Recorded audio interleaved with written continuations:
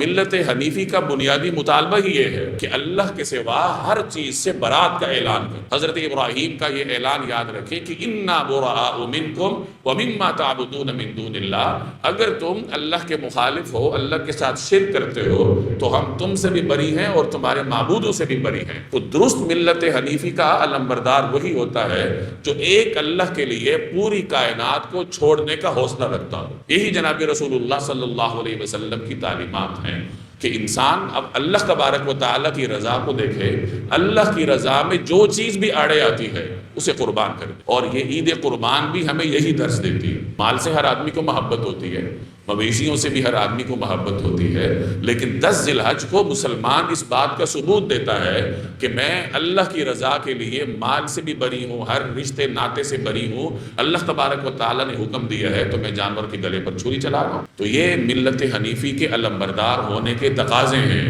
کہ انسان کے اندر اتنا حوصلہ ہو کہ اللہ کی رضا کے مقابلے میں جو بھی چیز حائل ہو اسے قربان کرنے کی صلاحیت رکھتا ہو، اتنی سخت اس کے اندر موجود ہو۔